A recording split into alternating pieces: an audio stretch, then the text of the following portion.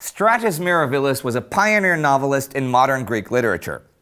He was also the author of a famous anti-war novel based upon his experiences fighting the First World War, Life in the Tomb.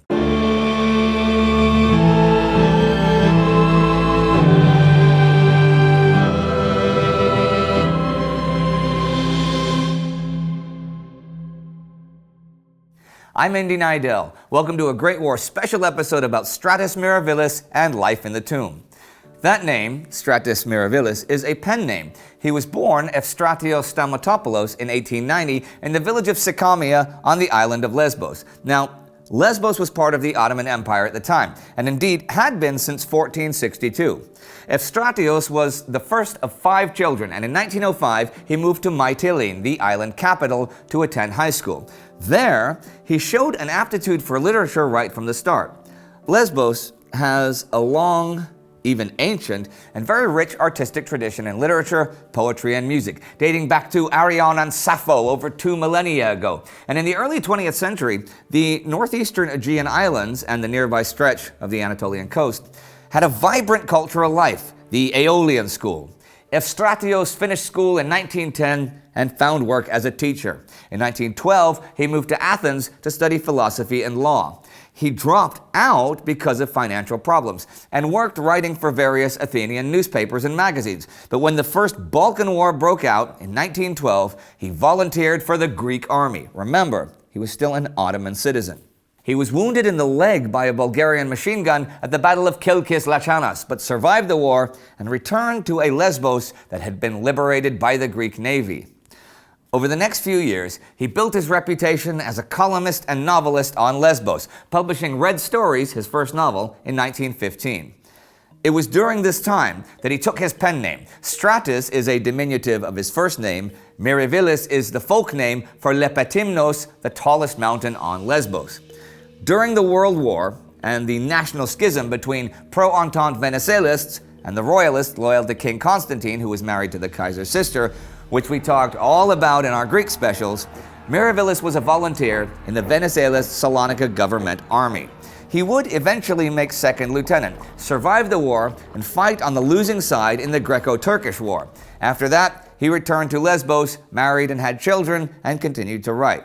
He would move to Athens in the 1930s, and in 1936, the same year, new Prime Minister Ioannis Metaxas established his fascist regime in Greece. Life in the Tomb, Mirabilis' most famous novel, was banned and would remain banned until after World War II. The first edition of Izoe en Tafo, its Greek name, was published April Fool's Day, 1924. That name was pretty familiar to his audience, being the title of a Byzantine hymn that laments Jesus' descent into the underworld, but also expresses the imminent joy of his resurrection.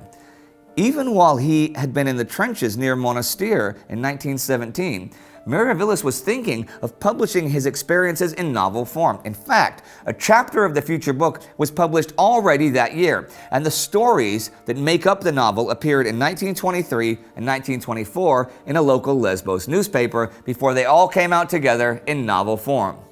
He chose to write about the Great War and not the other 2 conflicts in which he fought because it was a war of stagnation, of trenches, unlike the other 2 that were wars of motion. In fact, in Tomb, a captain says to the soldiers, "This is not the Balkan Wars. You do not need bravery, enthusiasm, and craze. This war is subterranean. The better you hide, the better soldier you are." The book is an interesting construction. It's biographical, using Sergeant Antonis Kostolas as Mirabilis, a soldier on the Macedonian front. Now, Kostolas dies, right? A French soldier is stabbed and killed by a Bulgarian while clearing a trench with a flamethrower. Kostolas is right beside the Frenchman and becomes a human torch.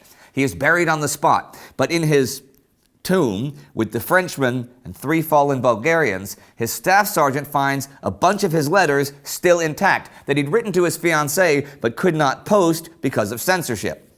The staff sergeant decides to publish them to show the horror of the war, and this is the book. Each chapter of the book is a letter dealing with a different subject.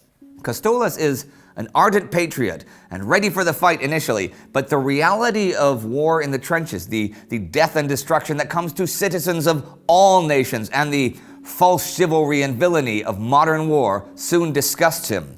He reminisces about life in pre-war Lesbos and plans for his future, especially his marriage. All other characters in the novel are auxiliary, since the letters, being personal, can't have anyone else's point of view. Life in the Tomb does not depict any heroic deeds, but rather all the misery and adversity of war. We see endless, exhausting marches, the destruction of Monastir, artillery barrages, the use and effects of poison gas, and the inability to bury a blasted corpse on an active battlefield. Disease, the hardships of the soldiers' families back home, how soldiers from both sides deserted to escape service, the courts-martial and the executions, often done to instill fear and create discipline and not to punish actual crimes. We read of Kostolos' feelings of revulsion upon killing a Bulgarian with his bayonet, his first kill, and his shame, not pride, when being awarded the War Cross. And really, the whole concept of a generation's youth wasted. A big problem is that soldiers have too much time to think during trench warfare, and thought is bad for a soldier, for it affects his morale.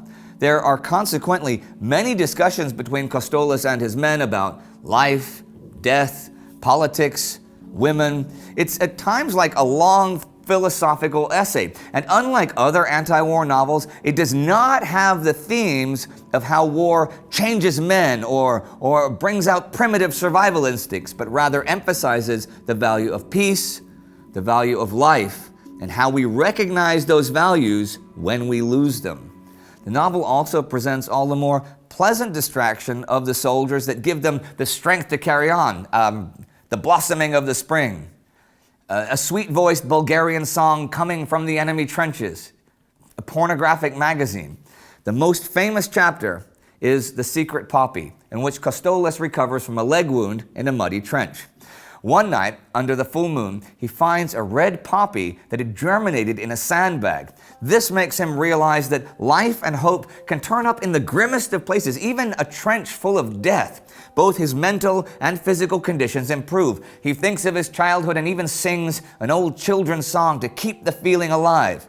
The poppy is soon destroyed by an artillery barrage, but you really see that Life in the Tomb is an ode to hope, life, and beauty, and not just a chronicle of war and death. Miravilis' life outside the war in the novel is not really within the scope of this channel, but he was a 3-time nominee for the Nobel Prize in Literature. He died at age 79 in 1969. We'd like to thank Volantis Athanasiou for the research on this episode. If you want to check out Life in the Tomb, you can buy it via the link in the video description, through which we get a small percentage of the sale price. If you'd like to learn more about the crazy political situation in Greece during and before the First World War, click right here for a special about that. See you next time.